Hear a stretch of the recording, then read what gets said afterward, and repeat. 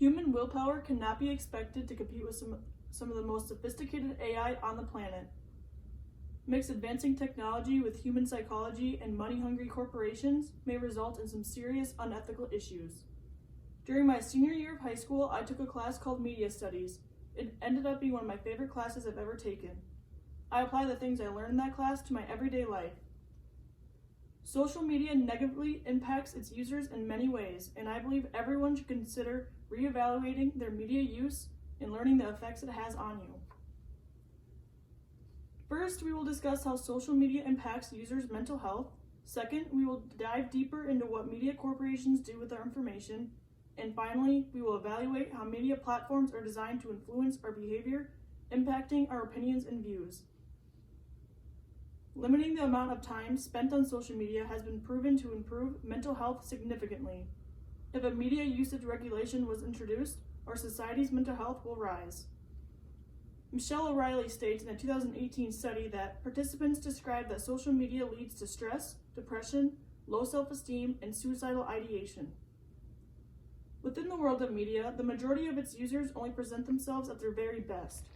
When you are forced to view the highlights of everyone's life, it creates the illusion that their life is perfect, and in comparison to your own life, your self-esteem plummets. This graph was in the documentary Social Dilemma, and what it's showing is that as soon as social media became available on mobile devices in 2009, suicide for girls aged 10 to 14 rise 151%, and girls aged 15 to 19 rose 70%. That shows a huge correlation between suicide and social media. Melissa G. Hunt, Rachel Marks, Courtney Lipson, and Jordan Young conducted an experiment on 143 undergraduates at the University of Pennsylvania. The graduates were either randomly assigned to limit 3 social media platforms to 10 minutes per platform per day, or to use social media as usual. The researchers found that the limited use group showed significant reductions in loneliness, depression, and over 3 weeks compared to the control group, both groups showed significant decreases in anxiety and fear of missing out over baseline, suggesting that a benefit would be introduced if you increase self-monitoring. That study explains a possible outcome of what would happen if a decision was made that benefited the users and not the platforms. McLean brings up that these platforms are designed to be addictive and are associated with anxiety, depression, and even physical alignments. According to Pew Research Center, 69% of adults and 81% of teens in the U.S. use social media. This puts a large amount of the population at an increased risk of feeling anxious, depressed, or ill over their social media use. If there was a regulation in place that prohibits social media designs from being addictive, illness that stems from addictive model would diminish. My second reason is that the media most of us use every day keeps tabs on everything we do online. By doing that, they can create a custom algorithm explicitly curated to each user. By installing regulations on what these corporations can do with their data can combat the issue of many of us wasting away our lives on these platforms. Shoshana Zuboff states that media corporations sell access to the real-time flow of our daily life, your reality, to influence and modify your behavior for their profit directly. They sell your information to anyone and everyone who wants a piece of your profit, a piece of your behavior for their own profit. Shoshana Zuboff continues by explaining these corporations' goal is to change people's behaviors at scale. When people use our app, we can capture their behaviors, identity, good and bad behaviors, and develop ways to reward the good and punish the bad. We can test how actionable our cues are for them and how profitable it is for us.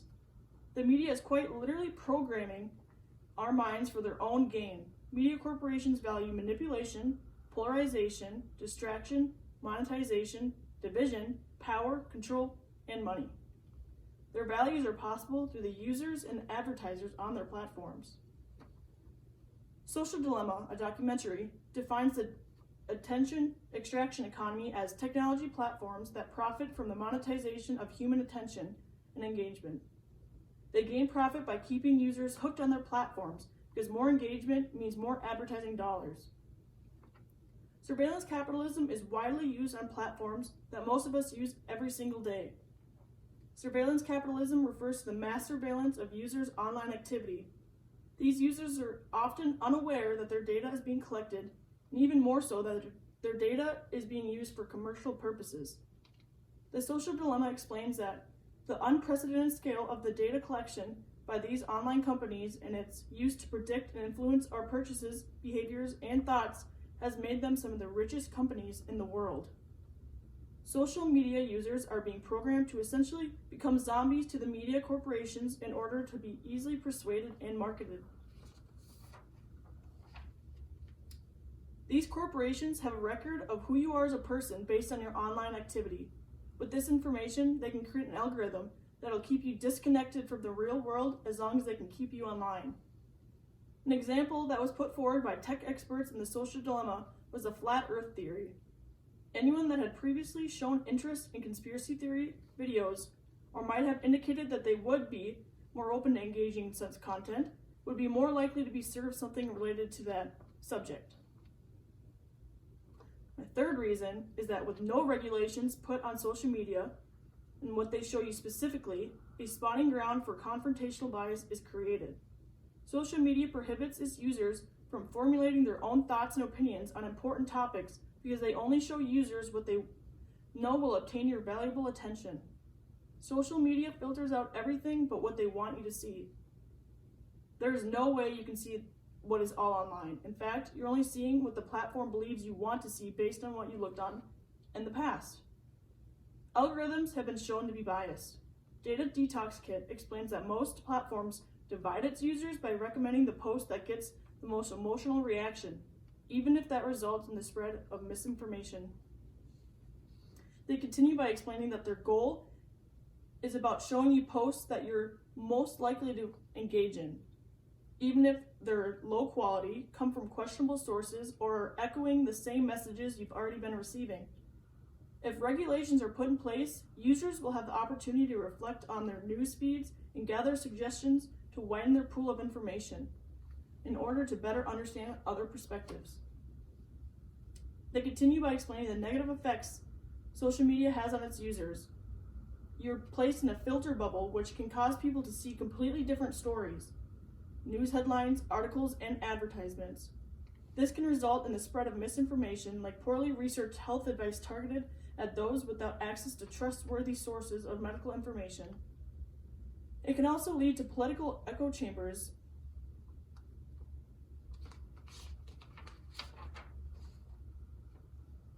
Yes, there's been a lot of benefits, but you cannot ignore the negatives. I believe we are not more connected, we are less connected than ever before. The advancement of technology has also advanced the disconnect between us and the real world. You see proof of this everywhere. How many times have you gone out to eat, or even at your own home, and looked up to notice how connected everyone was to their devices? 10 years ago, this was not as a big problem as it is today. Just imagine how disconnected we'll be in 10 years. A chip that's planned to be inserted in the brain is already in the works.